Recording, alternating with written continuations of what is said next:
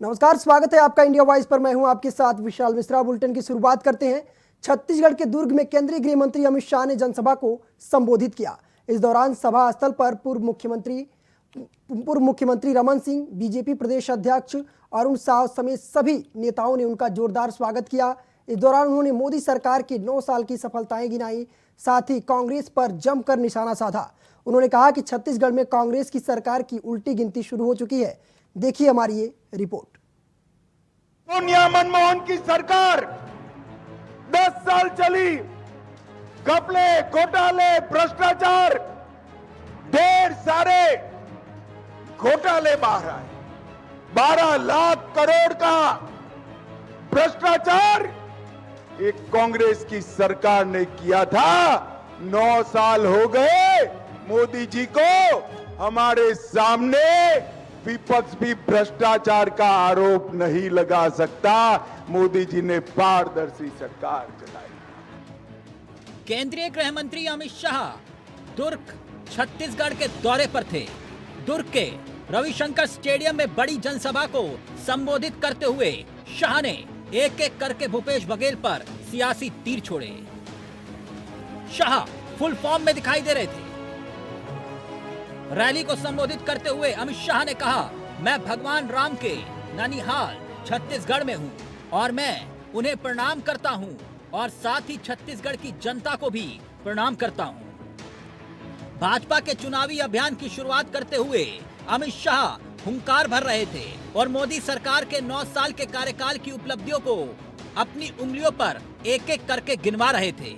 तो दूसरी तरफ अयोध्या में बनने वाले राम मंदिर का जिक्र करते करते कांग्रेस पर अमित शाह भगवान राम के नाम पर वोटों की सियासत करने का इल्जाम भी थोप रहे थे। घोटाले की बात बाद में करता हूं भाई। ये बघेल सरकार वादा खिलाफी करने वाली सरकार है। उन्होंने शराबबंदी की घोषणा की थी, शराब की होम डिलीवरी चालू कर दी। युवाओं, आपको 10 लाख नौकरी देने का वादा किया था, मिला है भैया किसी को? अरे मिला है क्या?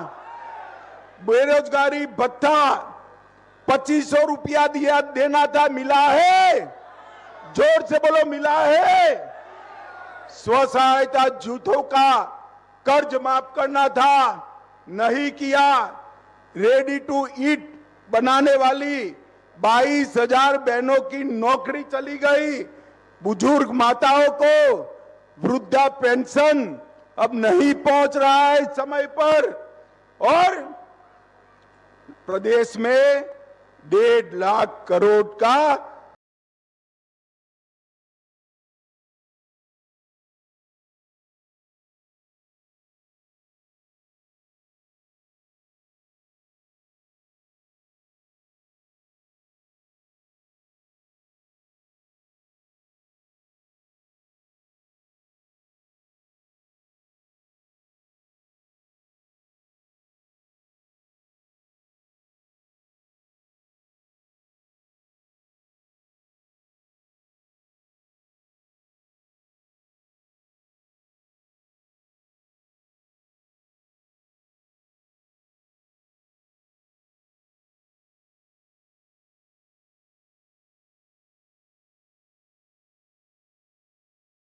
अमित शाह कांग्रेस के लिए शुभांकर है।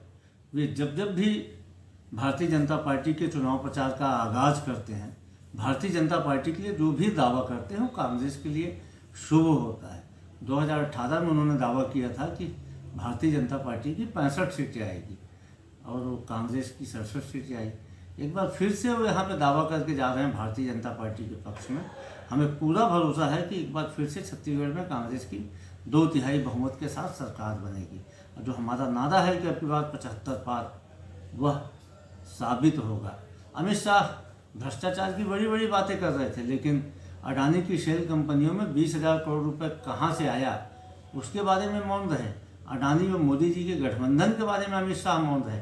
छत्तीसगढ़ की जनता की तरफ से कांग्रेस ने अमित शाह से 17 सवाल पूछे थे, जो देश के संदर्भ में था, छत्तीसगढ़ के संदर्भ में था। उसके बारे में भी अमित शाह मौन रहे। अमित शाह की जुमलेबाजी छत्तीसगढ़ में नहीं चलने वाली है।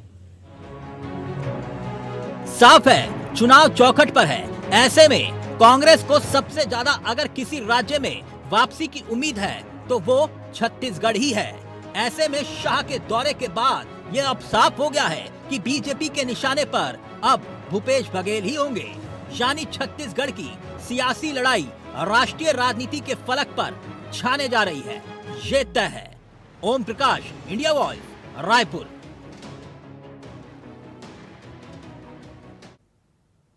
अमरकंटक से मां नर्मदा का दर्शन करने पहुंचे सीएम भूपेश बघेल ने बीजेपी पर जमकर हमला बोला। उन्होंने कहा कि अमित शाह 4.5 साल में कभी भी छत्तीसगढ़ नहीं आए, अब आने से कोई फर्क नहीं पड़ने वाला है। वहीं इस दौरान भूपेश बघेल ने कहा है कि छत्तीसगढ़ के विकास में बीजेपी ने बाधा डाले, ये सिर्फ वोट की राजनीति करते हैं। राम मंदिर का निर्माण सुप्रीम कोर्ट के आदेश पर हुआ है, बीजेपी के करने से नहीं हुआ। भाजपा को ना राम में आस्था है ना हनुमान में, इनको अपनी व्यवसाय और वोट की राजनीति से मतलब है।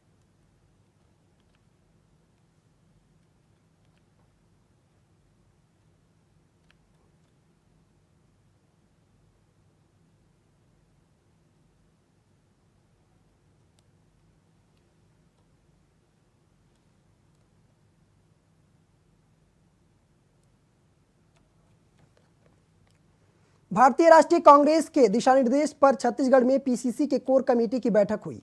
यह बैठक मुख्यमंत्री आवास पर हुई। इस बैठक में मुख्यमंत्री भूपेश बघेल समेत प्रदेश प्रभारी कुमारी शैलजा, विधानसभा अध्यक्ष चरणदास महंत, स्वास्थ्य मंत्री टीएस सिंहदेव के साथ नगरीय निकाय मंत्री शिव डहरिया भी मौजूद रहे। इस दौरान संगठन की तरफ से बैठक में शिरकत करने वालों में पीसीसी के प्रमुख मोहन मारकाम और अन्य पदाधिकारी भी शामिल हुए।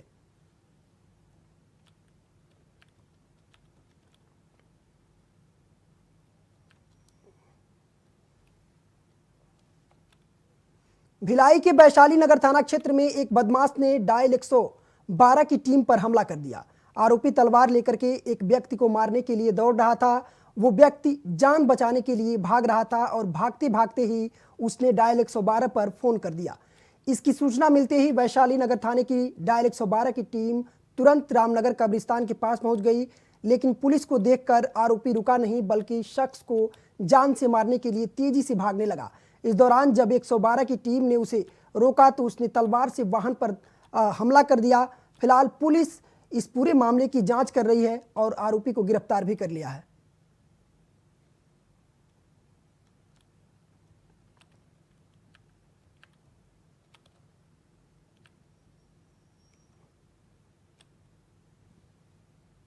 तो भिलाई से आपको खबर बता रहे हैं, जहां एक बदमाश ने एक व्यक्ति को मारने की कोशिश की, दौड़ा रहा था उसे मारने के लिए। उसके बाद उस व्यक्ति ने भागते हुए डायल 112 पर फोन किया और उसके बाद जब पुलिस पहुंची तो आरोपी हमलावर ने उस पर भी हमला कर दिया। फिलहाल पुलिस ने आरोपी को गिरफ्तार कर लिया है और आगे की कार्रवाई में जुटी है।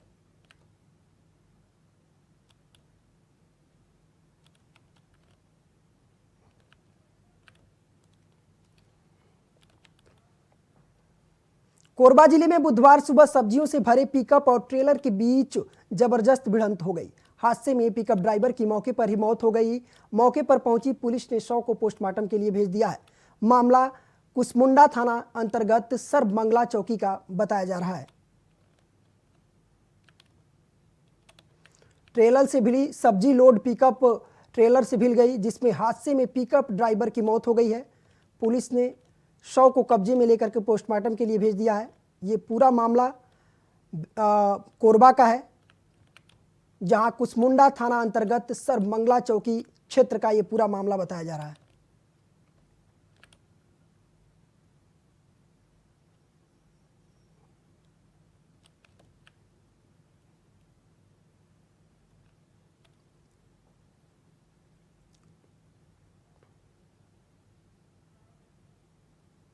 छत्तीसगढ़ के बलरामपुर में एक जिम्मेदार अधिकारी ने लकड़ी से भरे एक पिकअप वाहन को छत्तीसगढ़ की सीमा से उत्तर प्रदेश जाने के लिए अपने करीबी को फोन पर 5,000 रुपये लेने का मामला सामने आया।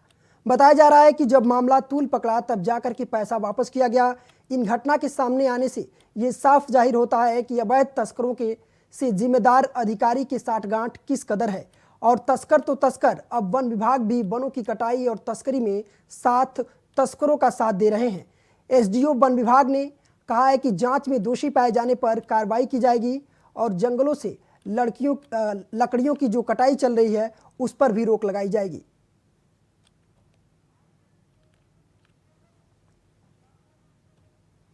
तो जंगलों से लकड़ियों को काटने का मामला सामने आया है, जिसके बाद वन विभाग के अधिकारी ने ये साफ आदेश दिया है कि जो भी इसमें दोषी पाया जाएगा उस पर सख्त कार्रवाई की जाएगी।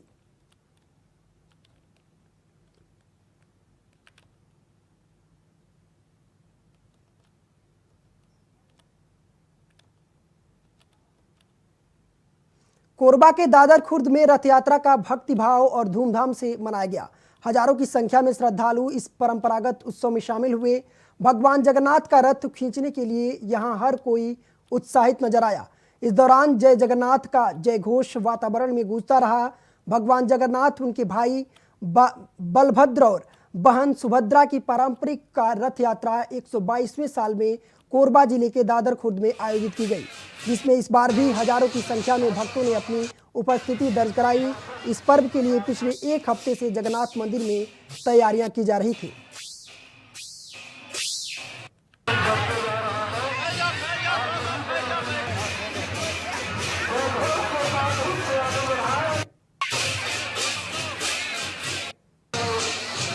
कोरबा जिले के दादर खुर्द में ये भव्य कार्यक्रम आयोजित किया गया, जिसमें इस बार हजारों की संख्या में भक्तों ने अपनी उपस्थिति दर्ज कराई है।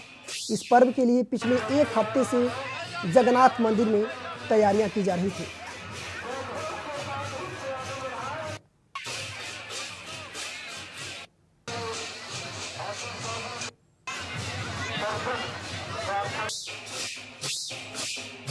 ये रथ यात्रा 122 सालों से किया जा रहा है, जिसमें काफ़ी संख्या में लोग हिस्सा लेते हैं और इस पर्व को मनाते हैं, इस रथ यात्रा में शामिल होते हैं।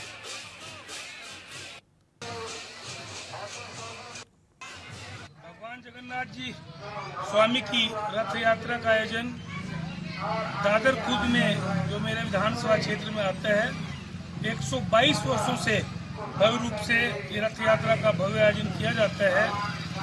वर्षों से किया जा रहा है। पिछले 2 साल बीच में कोरोना काल की वजह से कार्यक्रम नहीं हो पाया, और जब मेरी धर्मपत्नी महापौर थी तो उस समय नगर पालिका निगम के माध्यम से 2 लाख रुपए यहाँ के अनुदान भी स्वीकृत किया गया, ताकि रथ यात्रा के कार्यक्रम को और भव्य बनाया जा सके।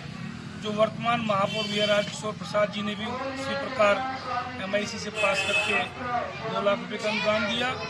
मैं यही कहूँगा कि भगवान जगन्नाथ स्वामी जी का आशीर्वाद हम समस्त कोरबा वासियों पे, कोरबा जिला वासियों पे और प्रदेश वासियों पे। एक छोटा सा ब्रेक ले रहे हैं, फौरन लौटेंगे। देखते रहिए इंडिया वॉइस। बुलेटिन में एक बार फिर आपका स्वागत है। छत्तीसगढ़ के बालोद जिले की बेटी श्रद्धा साहू ने एक सामान्य कामकाजी महिला होने के साथ साथ अपने प्रकृति प्रेम को लेकर के पूरी समाज को एक अलग दिशा दे रही हैं।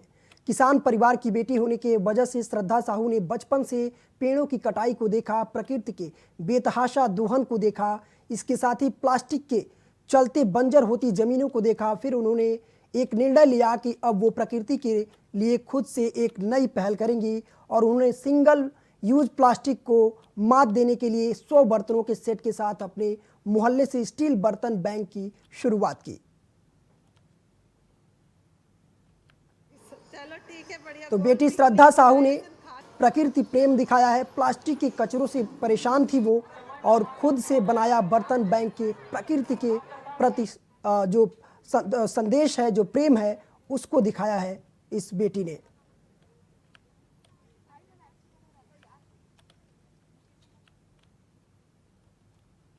बेटी श्रद्धा साहू पर पूरे परिवार को नाज है, पूरे समाज को नाज है, जिन्होंने प्रकृति के प्रति प्रेम को दिखाया है और प्लास्टिक के कचरों से ये परेशान थी।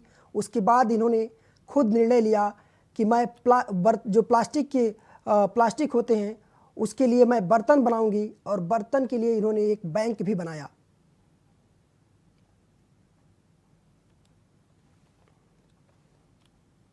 बिहार के पूर्व मंत्री और छत्तीसगढ़ बीजेपी के सह प्रभारी नितिन नवीन छत्तीसगढ़ के बिलासपुर पहुंचे, जहां उन्होंने पीएम मोदी के 9 साल के कार्यकाल की गाथा सुनाई। इस दौरान उन्होंने कहा कि 2014 के पहले देश में कमजोर नेतृत्व था, लेकिन नरेंद्र मोदी के प्रधानमंत्री बनने के बाद उनके नेतृत्व क्षमता से दुनिया में भारत का नाम रोशन हुआ है। 9 साल के कार्यकाल में प्रधानमंत्री मोदी ने और उनकी सरकार ने कई बड़े फैसले लिए। प्रधानमंत्री पद की शपथ लेने की तुरंत बाद मोदी ने कहा था कि मेरी सरकार गरीबों को समर्पित है। इस सरकार में ना तो कोई भ्रष्टाचार होगा और ना ही भ्रष्टाचार करने वालों को छोड़ा जाएगा।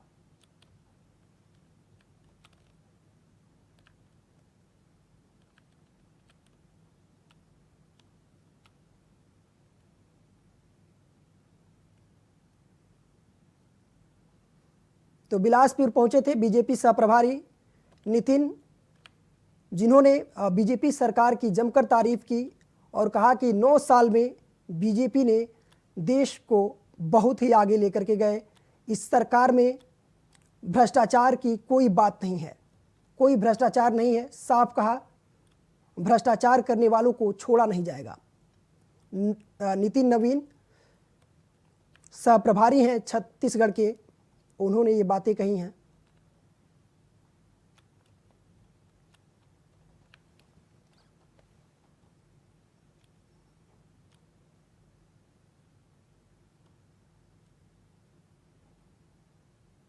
बिलासपुर पहुंचे थे बीजेपी सहप्रभारी नितिन नवीन। उन्होंने साफ कहा कि 9 साल में मोदी सरकार ने बहुत सारे अच्छे फैसले लिए, कई बड़े फैसले लिए, जिससे देश को एक उन्नति और प्रगति मिली। 2014 में देश में कमजोर नेतृत्व था, ये साफ नितिन नवीन का कहना है।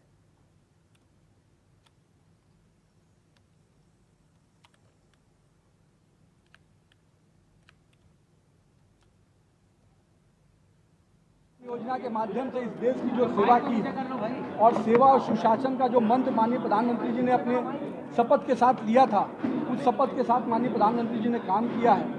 आज जहां गरीबों के लिए शौचालय, प्रधानमंत्री आवास योजना, आयुष्मान योजना, अन्य योजनाओं का लाभ सीधे गरीब के खाते में पहुंच रहा है, वहीं इस देश में इंफ्रास्ट्रक्चर में भी लगातार बढ़ोतरी हुई। आज 3.5 करोड़ आवास प्रधानमंत्री आवास में बनी। करीब एक दिन में 40 किलोमीटर की सड़कें प्रतिदिन बन रही हैं। ये बढ़ते हुए भारत का तस्वीर है और आज भारत का अंतर्राष्ट्रीय स्तर पर जो ख्याति बढ़ी है, वो माननीय प्रधानमंत्री जी का जो कुशल नेतृत्व रहा है, एक निर्णय लेने की जो क्षमता रही है, वही कारण है कि आज पूरे देश में, विश्व में भारत का नाम आगे बढ़ा है। और यही कारण है कि आज अंतर्राष्ट्रीय स्तर पर भारत की साख बढ़ी है और जिसका पूरा लाभ भारत की सरकार को मिल रहा है। जगदलपुर में कलेक्टर विजय दयाराम ने समीक्षा बैठक की, जिसमें उन्होंने कई आवश्यक कार्यों को लेकर के जरूरी दिशा निर्देश दिए। साथ ही कहा कि स्कूली बच्चों को जाति प्रमाण पत्र जारी करने का काम किया जाए।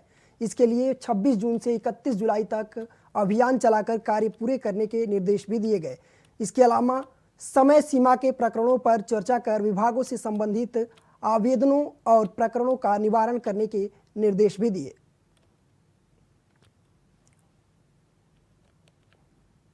तो जगदलपुर डीएम ने समीक्षा बैठक की है, जिसमें अधिकारियों को उन्होंने साफ निर्देश दिया है कि सभी काम समय पर पूरे किए जाएं। जाति प्रमाण पत्र को लेकर के भी उन्होंने कहा है कि जाति प्रमाण पत्र जारी किए जाएं 26 जून से 31 जुलाई तक। अंबिकापुर में हाथियों का आतंक देखने को मिल रहा है। यहां हाथियों के कुचलने से एक ग्रामीण की मौत हो गई है। घटना सुबह 4 बजे की है, जब शहर के नज़दीकी गांव परसा में 3 हाथियों का दल डटा हुआ है। इन हाथियों के दल ने घरों को भी तोड़ दिया। बताया जा रहा है कि इन हाथियों का सुन कल्याणपुर घुघरी की ओर से आया है, जिसने इलाके में कोहराम मचा रखा है।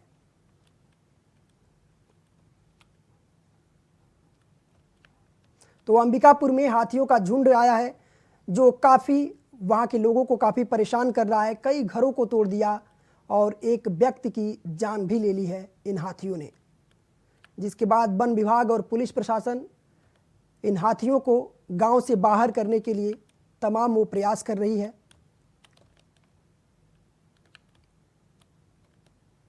इन हाथियों के आतंक से इलाके में कोहराम मचा हुआ है, क्योंकि एक व्यक्ति की इन हाथियों ने जान ले ली है।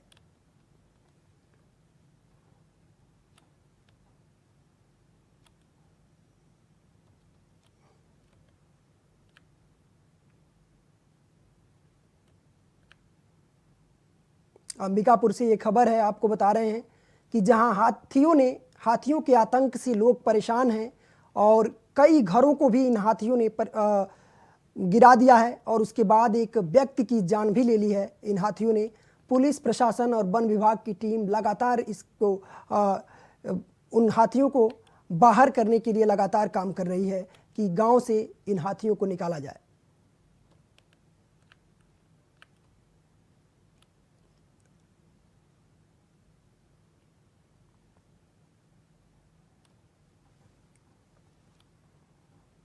भिलाई के वैशाली नगर विधायक विद्यारतन भसीन के निधन की खबर सामने आई थी, लेकिन अब बताया जा रहा है कि विधायक भसीन की हालत इस समय क्रिटिकल बनी हुई है।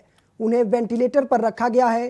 रामकृष्ण केयर हॉस्पिटल रायपुर के चिकित्सक मोहम्मद इमरान के अनुसार उनकी हालत क्रिटिकल बनी हुई है। उनके हालचाल के लिए वहां के सीएम ने भी उनका हालचाल जाना। तो भिलाई से आपको ये खबर बता रहे हैं, जहां विधायक विद्यारतन भसीन की हालत तो क्रिटिकल बनी हुई है और वो वेंटिलेटर पर इस वक्त हैं। उनकी हालत क्रिटिकल बनी हुई है। सीएम ने उनका हालचाल भी जाना है।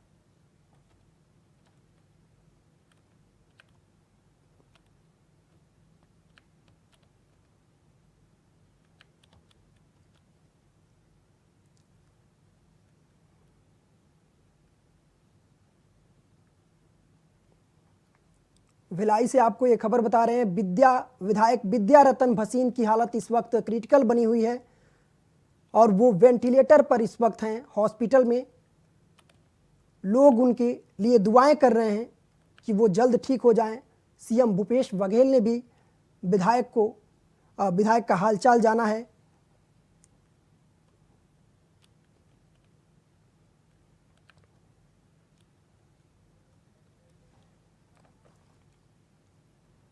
फिलहाल इस बुलेटिन में सिर्फ इतना ही। देश और दुनिया की तमाम बड़ी खबरों के लिए देखते रहिए इंडिया वॉइस।